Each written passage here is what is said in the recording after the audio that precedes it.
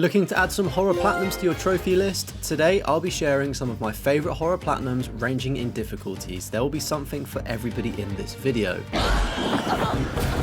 First up, we have a very interesting title called Amanda the Adventurer. Do not be fooled by this childlike game appearance. This game has plenty of horrific moments. This game is extremely creepy and told through the viewing of old VHS tapes, which in itself just has so many creepy undertones to it. These creepy tapes contain episodes of an old TV show called Amanda the Adventurer, and as you watch these tapes, things begin to get worse and worse. Help me!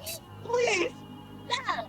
Who are you going to help? I love the entire concept of this game and really enjoyed the sound design as well. It just made the experience so creepy and also horrifying. Amanda the Adventurer does not have a trophy guide on PlayStation profiles, so I'll be giving my own difficulty rating. I would say that if you are following a guide which is available via YouTube or sort of on other websites, a text-based guide, I'd give this game a 1 out of 10, maybe a 2 out of 10, as you literally just need to follow the guide. It can take you from anywhere between 1 to 3 hours to complete, and of course if you are not following a guide, then the difficulty probably would increase maybe to a 3 or 4 out of 10 and could take you a lot longer. The Platinum Trophy has a rarity of 18%, which isn't bad for a couple of hours in this twisted horror experience. In terms of the trophy list, there isn't much to report that is annoying or will hold you up for long. This game does require a few different playthroughs as there are multiple endings that need to be achieved. Of course, I would advise playing through the game blindly on your first playthrough and then using a guide to clean up any remaining trophies.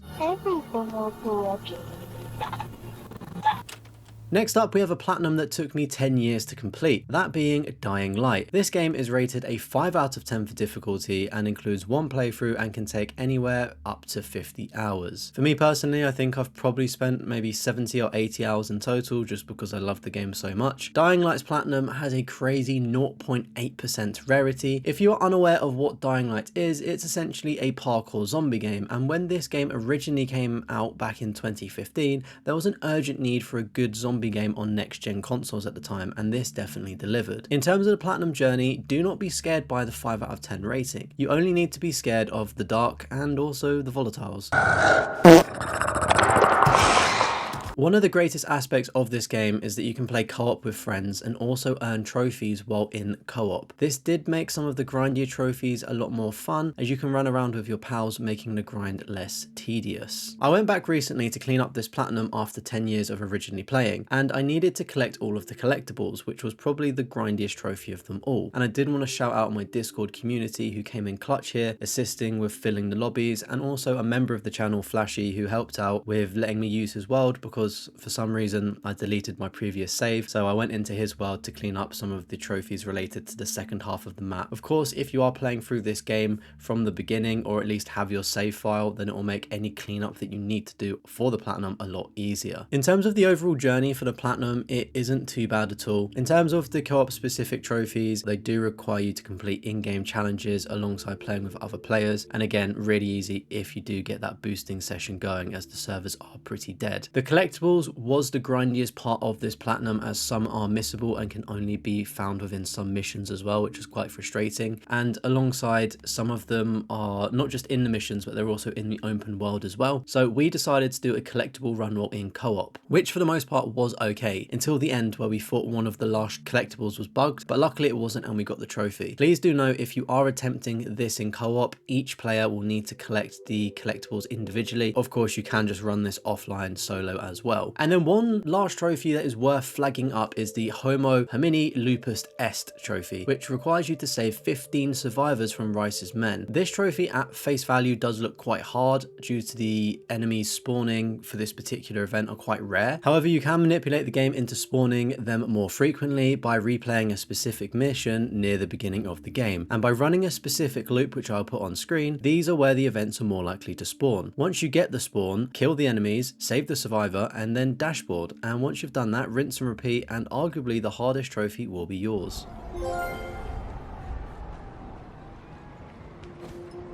Now changing pace for something slightly easier but not lacking in the creepy department is Little Nightmares 2. This game is surprisingly rated a 3 out of 10, requires one playthrough, but there is a chapter select if needed, and this takes around 6 hours to complete. If you do use a guide, it will only take you 2 hours. With another ultra rare platinum, this sits in at 3.2%, and this game is fairly straightforward to platinum. The only thing that you need to be aware of are the collectibles in the game, and there are two main types, one of them being glitches, and then there's also these cool little hats that you need to collect as well. There are some chapter specific trophies, but nothing in my opinion that is really that hard. Little Nightmares 2 is an awesome game with interesting hidden themes and underlying messages which can relate back to the real world. To me, this is real horror. Amnesia the Bunker is up next, and this is rated a 3 out of 10 for difficulty, requires 2 playthroughs and usually takes about 10 hours to complete. Again, this is another ultra rare platinum with 3.2% on the completion rate. Amnesia the Bunker, you guessed it, takes place in a bunker during World War I. The question is, are you alone down there?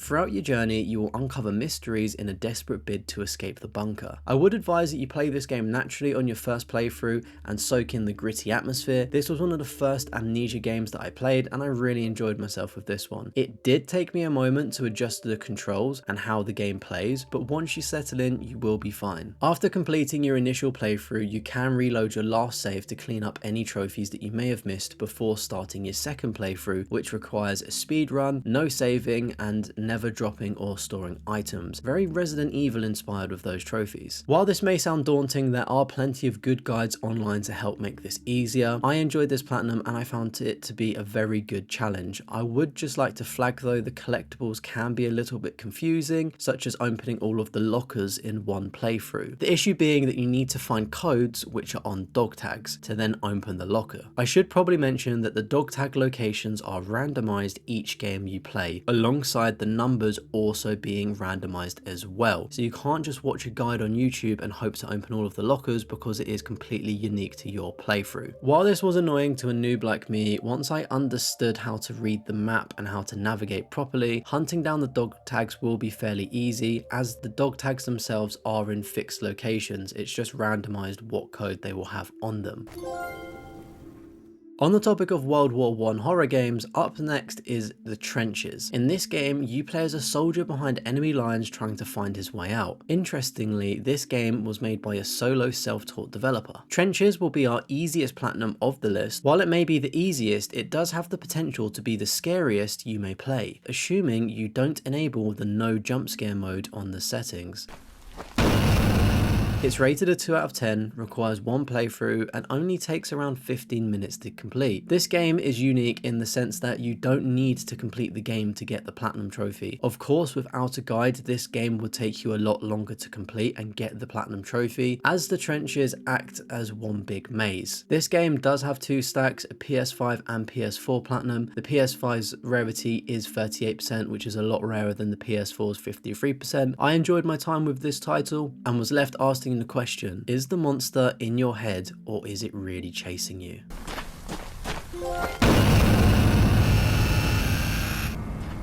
We're going to need to be super quiet for this next section, as we have A Quiet Place: The Road Ahead up next. If you're familiar with the movies, this game won't need much explaining, but if not, I'll give you a quick overview. This game is rated a 4 out of 10 for difficulty, requires one playthrough, and has an estimated 18 hours to get the platinum trophy. This platinum is an ultra rare and checks in at 1.3%. This stealth horror title sees you needing to navigate a post-apocalyptic world which has been invaded by highly aggressive blind aliens, which quite literally will tear you to pieces even after the slightest noise.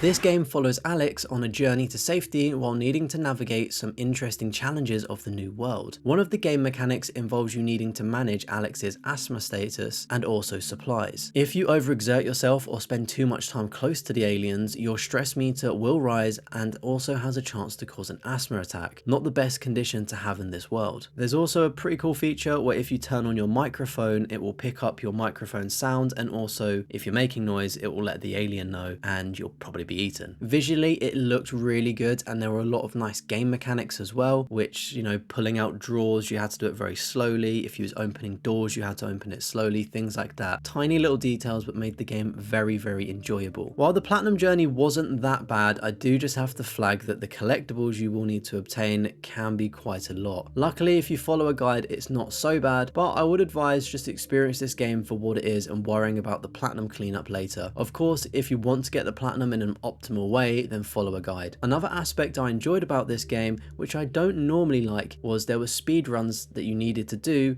for some trophies in specific areas of the game. It will ask you to speed run a section, which may seem daunting at first, but it was quite fun, and the game for the most part does give you plenty of time to complete that section. As the game does require you to play on hard difficulty, it did make some of the speed runs more challenging for me, but if you do reload the original save, you can complete the speed runs on an easier setting and then reload the hard mode playthrough save and then continue to still get the trophy. That's the method I did, but for the most part I did all of the speed runs, I think minus 1 or 2 on hard, so it's not that bad at all. If you're a fan of the Quiet Place films, I'd definitely recommend this title, and if you've never seen the movies, give them a watch while also trying out this game. And speaking of, this game is actually fairly cheap to pick up even at full price. It sits around £20 to £25 and it can often be found on sale for a lot cheaper. Remember to have fun with this one and stay quiet.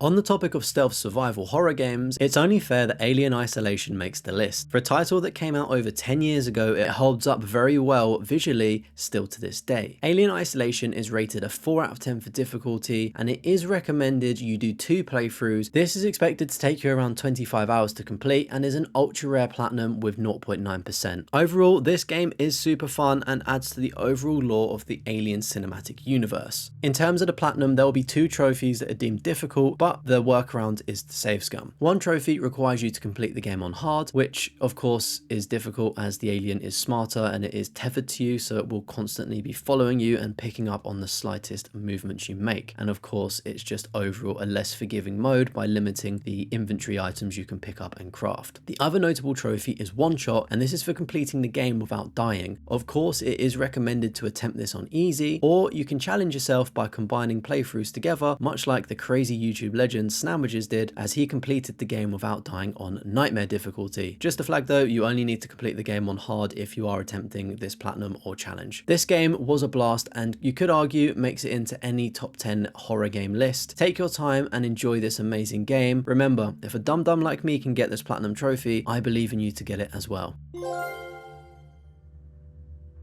A slightly easier title up next, but still challenging in some areas, is Signalis. This is a respectable 3 out of 10, requires 1 playthrough and takes around 5 hours to complete. The platinum is a very rare and comes in at 8.3%. Continuing the theme of deep space horror games, Signalis sees you play through as a ship technician who wakes up to find her scout shuttle has crashed and needs to find her crew, and most importantly, the pilot of the main ship. While this game may be set in space, it's set in a retro-futurist world, and it plays like classic horror titles like Resident Evil or Silent Hill. You will find yourself working out puzzles, running away or fighting enemies, and also managing your inventory. This mystery survival horror involves flashbacks and cosmic visions that blend reality and dreams together, while also offering multiple endings based upon choices in the game. You will obtain most trophies by playing naturally, but some trophies do require specific actions. The hardest aspect of completing this game is the survivor difficulty, which is the hardest mode. If you don't fancy doing this on your first attempt, you can revisit the game on a second playthrough when you're more familiar with everything. Of course, by reading or watching a guide will give you extra tips and tricks on how to complete this game in an optimal way. Besides the game taking a moment to adjust to the controls and gameplay, it wasn't that hard of a game. The only real difficulty for me was the end boss fight, which did pose a challenge, and it took me a few attempts, but I think that was more a skill issue on my end. It wouldn't be a best horror list without a Resident Evil game making the cut. This spot is a bit more open and down to your preference as the viewer. If you've played a Resident Evil game and enjoyed your time, I'd urge you to go back and platinum your favourite one if you don't have it already. I've played most of the Resident Evil games for the first time over the course of 2024 on stream, and I'm currently working on Resident Evil 5 and 6 co-op platinums live on the channel, shameless plug. However, I only have the Resident Evil 2 and 3 platinums, so of course this is where my platinum recommendation sits. I believe if you haven't played a Resident Evil title, then Resident Evil 2 is a great place to start. It was my first Resident Evil game and also platinum. It was a challenge, but I thoroughly enjoyed it. Resident Evil 2 is rated a 5 out of 10 and is estimated to need 6 playthroughs, but you can lower this by combining specific trophy related runs if you've got the skill. It is estimated to take 30 hours and is an ultra rare at 2.9%. I feel that any Resident Evil game will provide you a good challenge, and it is possible for you to make your runs slightly easier with the more equipment that you unlock or buy from the store. The majority of other Resident Evil games have very similar trophy lists that involved speedruns, playing with limited saves, and playing without healing and also without storage. If you do desire a slightly shorter and arguably easier Resident Evil game, I would then suggest Resident Evil 3. Resident Evil 3 is a 4 out of 10, requires 4 playthroughs, but again you can combine some playthroughs together. It takes around 20 hours and has a 4.5% ultra rarity on PlayStation 5. To conclude our horror platinum list, this is arguably one of the best PlayStation games you can play, that being The Last of Us Part 1, which is the remake. This is rated a 3 out of 10, requires 1 playthrough and takes around 10 to 15 hours to complete. Again, this is an ultra rare platinum with 4.7% of players owning this. Now if you do want a challenge, you could do what I did on live stream last year, and that is play through the entire game on grounded difficulty, which is the hardest setting. Unfortunately, you do not get a trophy for this, but it is definitely a flex that I hold to this day. In terms of the platinum journey, this game is fairly straightforward again, as it does have a chapter select for you to go back and clean up any trophies you may be missing. If you're unaware of the story of The Last of Us, you'll need to navigate through a post-apocalyptic world as our main character Joel, who teams up with Ellie, who is immune to the infection virus, and they quest together to try and create a cure. It is also worth mentioning there is a TV show which is really well made, and the second season is almost upon us as well. The Last of Us Part 1 is the best way to play this in my opinion, as this is a complete remake of the PlayStation 3 original, which looks and plays beautifully, truly maximizing the PlayStation 5. I experienced this story for the first time 13 years ago and decided not to bother replaying the remaster on PlayStation 4 out of the fear of ruining my original memory on PlayStation 3. If the idea of replaying games scares you as well, I do have an entire video essay on this topic and I'll link that in the description. While that was my 10 recommended platinums, I do have an honorable mention and then 2 games that I am working on the platinums for, but I didn't want to include them because I felt that it would be a little bit dishonest if they made the list. The honorable mention being Telltale's The Walking Dead Season 1. There are a number of ways to earn this, whether it's on PlayStation 3, Vita, PS4, or part of the Walking Dead Definitive Collection. Assuming you are only going for Season 1, as there are multiple seasons of this game, I'll tell you about the Season 1 Platinum. It is rated a 1 out of 10, requires 1 playthrough, and will take around 10 hours to complete, with a rarity of 23% on PlayStation 3 and 45% on PlayStation 4. The Walking Dead Season 1 is arguably the best Telltale game there is, with great storytelling, and this platinum is definitely worth considering if you've never played it before. I assume most players would probably already have this platinum or at least played the game, as it did come out back in 2012 and is argued as like such a great game that most people have probably played it. If you've not played this game, however, if you couldn't guess by the title, it does take place in the Walking Dead universe, which is one of my favorite fictional worlds. If you enjoy games where your choices reflect the overall outcome of the story, this platinum is definitely worth getting. If you're only going to be playing this game for the platinum and not taking the story into consideration, I wouldn't recommend this, as you'll just be playing a walking simulator for more or less 10 hours. And then lastly, the 2 games that I'm working on platinums for are Visage and The Evil Within. Visage is truly quite the horror game. I've played a little bit of this on stream and some of it offline as well. There's plenty of scares and reminds me very much of Silent Hill's PT. Visage is rated a 3 out of 10, needs 1 playthrough and takes around 20 hours to complete and has a 15% rarity. The Evil Within is rated an 8 out of 10, needs 3 playthroughs and takes on average 45 hours to complete and has an 11% rarity. And again, this is one that I'm slowly working through but thoroughly enjoying myself with it. I hope that you've enjoyed some of my favorite horror platinums, and I hope you enjoy your time with any of them that you may choose to go for. Of course, make sure to give me your recommendations in the comments below, and it's greatly appreciated if you drop a like on the video and also subscribe if you enjoy platinum trophy content. Of course, you can catch me live streaming on YouTube most days of the week. I always post a stream schedule in my Discord, on Twitter, and also on the YouTube community tab. And if you click the live tab on YouTube, you can also see what streams are upcoming as well. Make sure to pop in and say bye. Stay safe, and I'll see you on the next one.